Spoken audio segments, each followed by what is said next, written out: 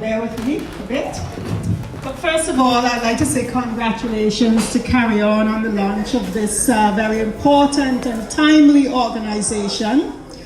Important because we should always be prepared for an unexpected need, and timely as the effects of Hurricane Dorian in the Bahamas have driven home how fragile our Caribbean countries are and how that horrific situation could easily have been in St. Vincent and the Grenadines. With Tropical Storm Karen moving to the Grenadines today, the significance of this organization brings home how crucial proactive planning is.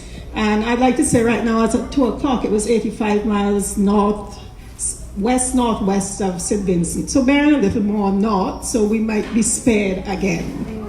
But anyway, it is imperative that we in the diaspora are prepared to assist in such eventualities. I've been asked to briefly say some information on the beautiful St. Vincent and the Grenadines, our multi-island country, which I represent here. So for those who don't know, we're comprised of 32 islands, 9 of them are inhabited. And St. Vincent is, by far, is one of the more diverse tourism destinations in the Caribbean for many reasons. Our black and white sand beaches are multi-island, comprised of all these islands, etc. And managing a tourism product that is on several islands can sometimes be challenging, and to compound matters, if communications are cut off in times of disaster, this could prove catastrophic. We have to always be aware that although our majestic La Soufrière volcano is dormant, this is a sleeping giant, and with regard to disasters, we always need to be ready in this regard. So a bit about our establishment, St. Vincent and the Grenadines Tourism Authority, which I'm not sure everybody understands. The St. Vincent and the Grenadines Tourism Authority was established by the government in January 2009 following an act passed in 2007.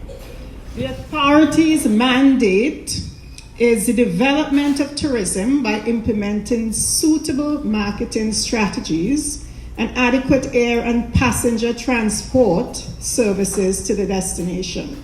The authority is also entrusted with carrying out marketing intelligence, encouraging the establishment of amenities and facilities for rating, classifying, and licensing our tourism services at establishments in St. Vincent and the Grenadines. Some of these mandates formerly fell under the Ministry of Tourism, which now deals with tourism policy, planning, and education within the country. So that separates the ministry from the Tourism Authority. They deal with policy, we deal more with marketing. The St. Vincent and the Grenadines Tourism Authority, or the SVGTA for short, has offices in Toronto, Canada, New York in the US, and London in the UK. These offices are responsible for promoting and marketing our destination in the countries in which they are situated. There's also one member of staff at the Grantley Adams International Airport in Barbados who assists passengers in transit to St. Vincent and the Grenadines. And we still have a fair amount of traffic going through Barbados into the Grenadines specifically, and also from the UK. And we in Canada sometimes have to travel on other days other than when Air Canada travels, so we still go through Barbados a bit. So that staff member is there to assist you should you need her. So here in Canada, I'm the Director of Sales for Canada. And in March of 2018, my assistant Andrew Phillips joined me. So he is the Assistant Director of Sales, so we're a two-man and woman show. We make every effort to create awareness of St. Vincent and the Grenadines by various means, some of which are not usually seen or heard by you all. And I know sometimes people think, oh, I wonder what they're doing. But we are working. Several of our initiatives are directed to the travel trade. That is to say, travel agents, travel media, and other trade members.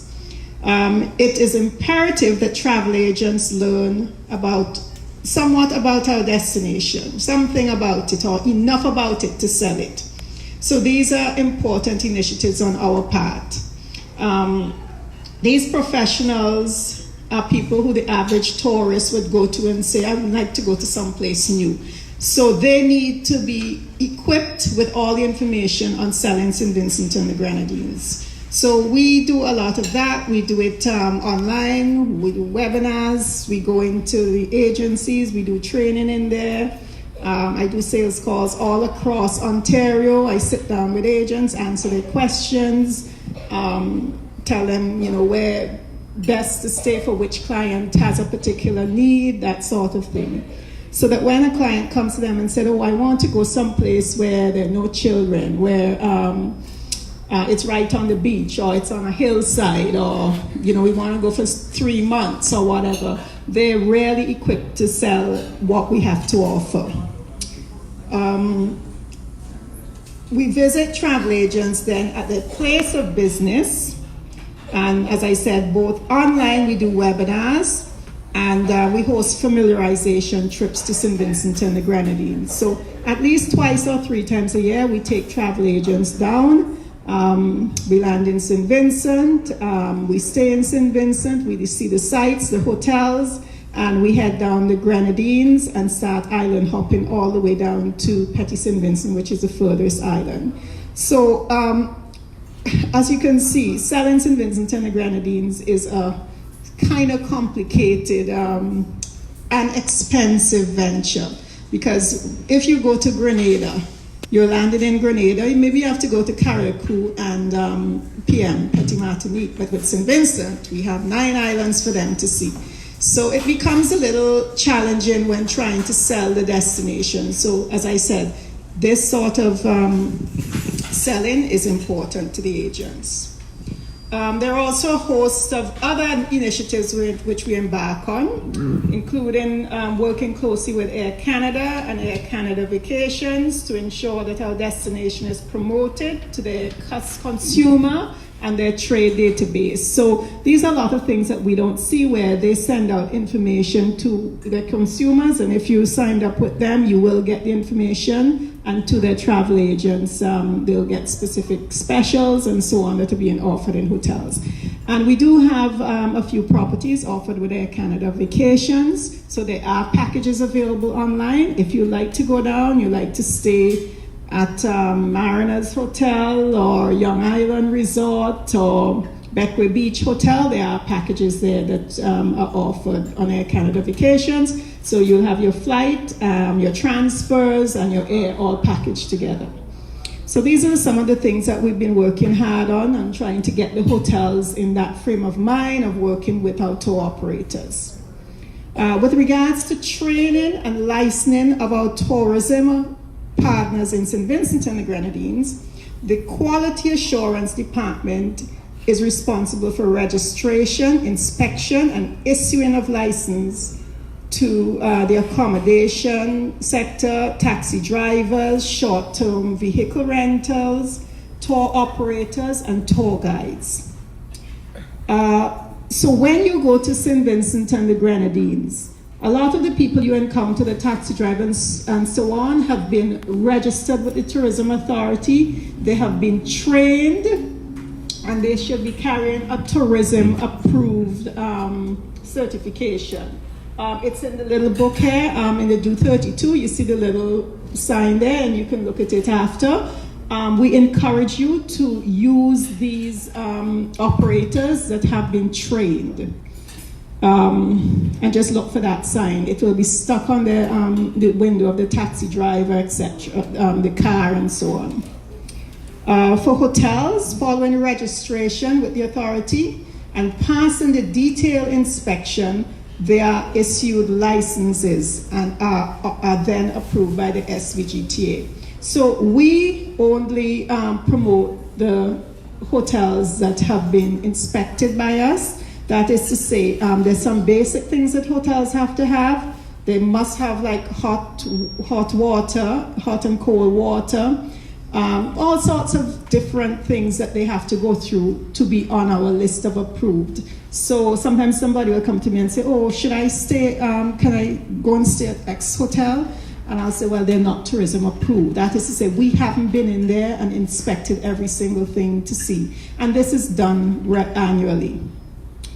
The taxi drivers and tour operators follow the same registration inspection process and are required to do a certain amount of training, including first aid. So our taxi drivers who are tourism approved all have gone through first aid training. So should there be any casualty while they're taking a guest out, they're equipped to administer first aid. And I know somebody the other day was actually, there was a problem right on the beachfront, and there was a taxi driver there who did try to assist with first aid.